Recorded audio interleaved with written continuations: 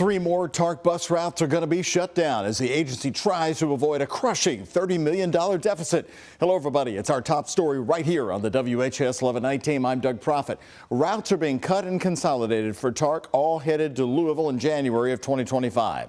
WHAS11 night team's Alex Dieterer and photojournalist Elijah McKenzie have more on the impact the riders will see. I get on the TARC. Shanice Carson has been riding TARC since she was in high school. It's been a wonderful experience. But says she's worried about a looming impact. TARC is cutting more bus routes. It's going to be harder for people to get around, and it's going to hold up a lot of traffic and a lot. But hopefully they'll get here on time. More than a dozen changes are coming to TARC routes in January. We hope we don't have to make deeper cuts like this. 3 routes are being discontinued. Route 22 from the Portland neighborhood to Park Duval, Route 52, which is from Market and 8th Street to the LuMed Hospital, and Route 63, which operates on Crumbs Lane and PRP, Shively, and then into downtown. But is there any plan to reinstate routes that have been discontinued? At this time, no. TARC Executive Director Ozzie Gibson says TARC is projected to see a $30 million deficit in 2027 if things aren't changed now, sharing this message with riders who are having their routes discontinued. First of all, we apologize. We would love to be everywhere, but we only have so much money to go around, and we can't generate no more, okay? Even if we raised our rates, it's not going to be enough to cover a $30 million financial cliff. All of these route changes are estimated to save TARC $4 million a year. Gibson says the issue is a national one, not having enough drivers to cover all the routes. We want to show Louisville that we can spend the money wisely and be very, very reliable. In the meantime, riders like Carson are hoping their route isn't next on the chopping block. Just don't take the 23 away. The changes are expected to go into effect January 26, 2025. In Louisville, with photojournalist Elijah McKenzie, Alex Dieterer, the WHAS11 night team on your side.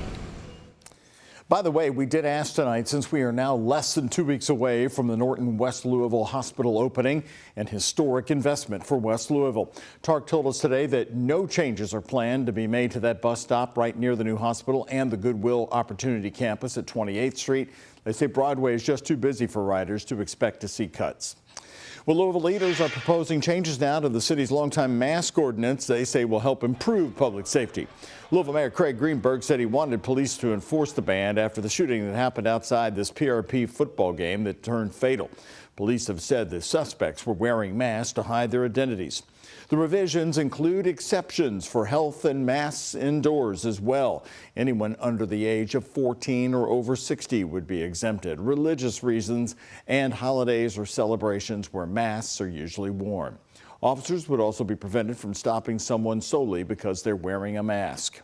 This is not set to target any group of people except for those committing crimes and to lessen their abilities to continue to do that. The Metro Council still has to approve the amended ordinance. There will be a public hearing tomorrow night at 5 o'clock. It's going to be held at the Newburgh Community Center. If you want to speak, you must sign up in person, and that starts at 4:30 again tomorrow. All news tonight right now on the night team. Following continued reports of foster children sleeping in office buildings, Kentucky's auditor has now launched an investigation. The WHAS11 focus team first reported on the sleeping arrangements in July of 2023 when we learned children were sleeping in the L&N building in downtown Louisville on Broadway. At the time, a spokesperson for the Cabinet for Health and Family Services said the stays lasted between 1 and 3 nights. In a statement, Kentucky Auditor Allison Ball said her office is still receiving complaints, adding, quote, "The vulnerable children of Kentucky deserve to be placed in nurturing environments where they are provided with the resources, stability, and the care they need."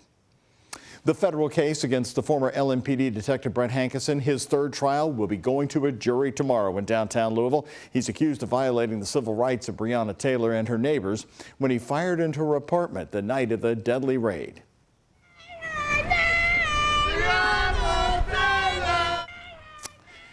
Protesters and family members chanted outside the federal courthouse as Hankison left for the day. During cross-examination today, Hankison insisted that he identified a threat before firing through the covered sliding glass door and window.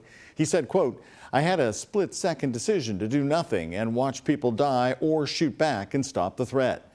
Louisville attorney Nick Mudd of the Mudd Law Group, who isn't involved in this case, says that's likely to be brought up during the deliberations.